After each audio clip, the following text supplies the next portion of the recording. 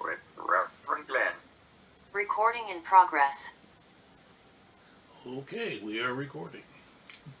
Good morning, everybody. I hope Good morning. I hope the sun is shining wherever you are. It is here in South Florida, thank goodness. Uh, well, a little bit of an eventful week. You may have seen some news. And you may be encountering some people who are a little worried about the future. Well, bring them here. I have a vision. I was listening earlier, and I'm declaring right here and now that I am seeing so many names on my screen here on Sunday morning that there just isn't time to greet each one individually. We're going to have so many people here that are beginning to awaken to their truth that this message is just going to permeate the ether and bring the common consciousness back to its true glory and self. So, my talk really wasn't about that at all, and I'm going to get into that here in a second. I just want to say that I was tempted to say, let's just do a 20-minute treatment for America and for the world that we live in. But I thought, no, you know what? I'm a teacher and I'm a storyteller. And in the pattern of the great storyteller and teacher of centuries past, I'm going to tell a story and hopefully we'll all learn something from it. General Dwight Eisenhower, Supreme Commander of the Allied Forces for the Normandy landings to liberate Europe in 1944, prepared two post-invasion statements for the press. You see, he wasn't sure how it was going to come out. The unreleased version placed all the responsibility for failure squarely on his own shoulders. Eisenhower acknowledged that failure begins and ends with leadership. He recognized that no one, from the soldier on the beach, the sailor who brought them there, the mission planners, the procurement and supply chain people, the equipment manufacturers, right down to the politicians who started the war in the first place, none of them stood alone. But only leadership held the power to stand or move on that fateful day. And the general knew he could make all the right decisions and still have no control over how the consequences would unfold. In our own lives, we alone are our own supreme commander. We alone hold the responsibility to make the choices that determine our experiences. In our union with Spirit, we have all the information we need to inform our choices. The direction we choose is the wild card that determines our experience and guides the evolution of our common consciousness. This is why we, as students of the science of mind, we never ask God, or Spirit if you prefer, for anything. We already have everything. Everything that is except control over the consequences of our choices. Just as the Allied forces faced innumerable variables beyond their control on June 6th of 1944, our daily human existence is subjected to variables beyond our control. Our spiritual self, however, is not subjected to these outside variables. Our spiritual self is the silence between musical notes, the space between the atoms, and the ideas not yet formed into words.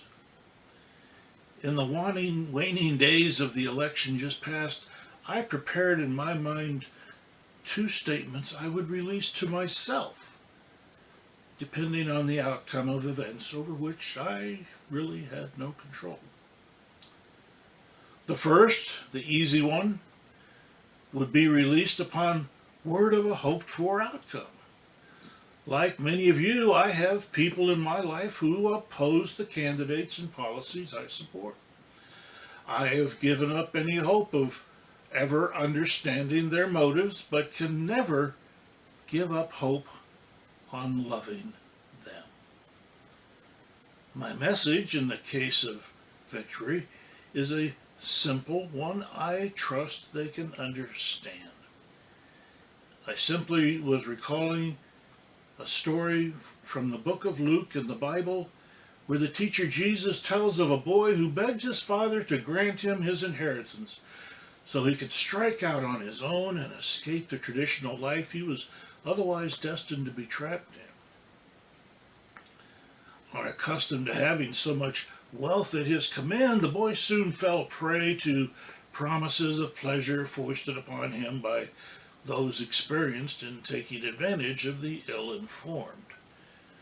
Broken alone, the boy returned home where his father greeted him with love and celebration. The boy's older brother, the obedient child who had never thought of leaving the path he was on, could not understand how his father could be so forgiving. The father explained that, like Spirit, his love has no limits or conditions. We are seamlessly united with Spirit and thus have no limit or conditions on the love we share. Like many, we make different choices. But when the dust clears, we all sit at the same table. Pass the gravy, please. My concession statement comes in two parts. When my daughter was 3 or 4 years old, there were times when she would be upset and Daddy had to walk her through it. And of course, being 3 or 4 years old, she didn't really have, all the conceptual knowledge that we carry into adulthood, so had to break it down, make it fairly simple. So first I'd just ask her, well, are you mad or are you sad? And then she would tell me she was either mad or sad, and maybe why. And then I'd say, well, how long do you think you need to be mad? Or how long do you need to be sad? And then I would suggest maybe about 2 minutes. Is that good for you? No. Well, maybe 4. Okay, 4. All right. Then you just be as mad or sad as you can be for those minutes. But when the time is over, we have to find something happy to think about, because we don't want Spirit focusing on the mad or the sad. We want Spirit to pick up on the happy and start creating from that. Well, it usually works. After all, 4-year-old attention spans aren't all that long, and if you can keep them amused, you can hopefully work them through it. So, and that is why the first part of my concession statement is inspired by Martin Niemöller's post-World War II poem, First They Came for the Jews. It was me allowing myself 2 or 4 minutes to acknowledge my fears, my judgments, and my ego-driven desire to leave this world a better place than the world I was born into. My thoughts turned to all those people who trained so hard to save the world in 1944, who never left the beach. The yellowed letters home, the faded photographs aging away in some forgotten attic, the artifacts of a life lived fully in just a few short years, those who never saw the world they helped build. My thoughts turned to all the people in our country and our world whose freedom and safety is jeopardized by the unconscionable rhetoric being normalized in social media. I fear these things will come to pass. I judge these things to be regressive and hurtful to our common consciousness. And I am disappointed to realize that my life is not all that special. I will not be the one. My generation will not be the one to right all of humanity's spiritual misalignments. The human common consciousness looks painfully similar to the one I was born into. My ego is not pleased. Admittedly, this statement is a little less uplifting, for it recognizes a truth my human self knows only time will teach my misguided loved ones. And yeah, there's a little judgment. On the day they come for you, I would say to them, look not for me. I will already be gone and long forgotten. Okay, time's up. Time now to let all that human ego-driven fear and judgment go. Time to grab myself by my spiritual collar, give myself a good shake, and get back in the game. Our spiritual journey is never about the outer world of experiences. Historically, Christians tell of their earliest practitioners being persecuted, literally fed to the lions, and facing their fate gracefully and peacefully, secure in the knowledge that their faith would deliver them to a better reality. Our spiritual journey is an inside job. It is about maintaining our trajectory regardless of the forces enveloping us. Now, fear is a powerful motivator. Fear keeps us from being eaten by bears. But fear can also paralyze us. Fear can motivate us to make unhealthy decisions. It can cause us to act unreasonably against our own best interest. Diane Harmony, writing in 5 Gifts for an Abundant Life, says, when you give thanks, you are purifying your emotional response to life by focusing on love and leaving fear, doubt, worry, shame, and blame behind.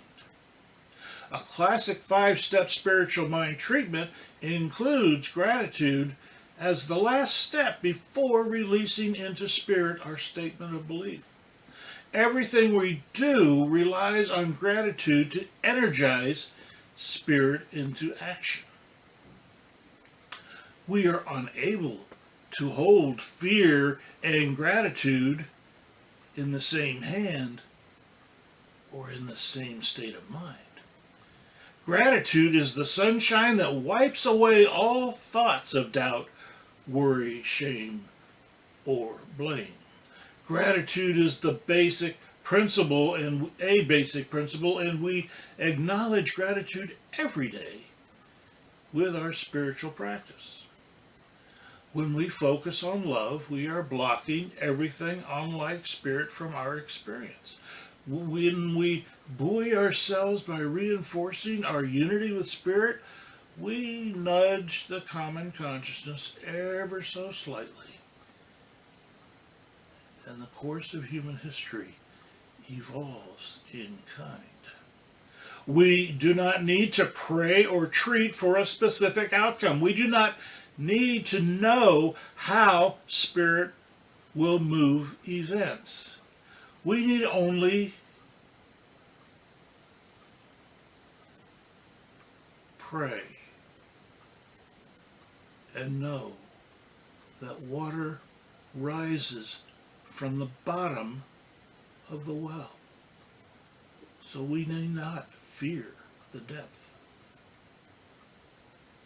Ernest Holmes, writing in A New Design for Living, says, We need never view human personality as something unreal or unworthy, but rather as an individualization of the divine. It is in the universal spirit that is incarnated in each one a unique way, and that gives warmth, color, and variation to that which otherwise would be an eternal monotony. The temptation to judge creates an opening for a wedge that drives us farther and farther apart. This whole spirit is one mind thing we teach is telling us there are no openings for wedges in spirit. Your Mima or loopy Uncle Ted may believe some unfounded conspiracy theories or have bought hook, line, and sinker some fabricated tale of woe that they energize with fear and anger at the Thanksgiving table, but their soul blends seamlessly with yours and mine. That is the truth we teach. That is the truth we believe.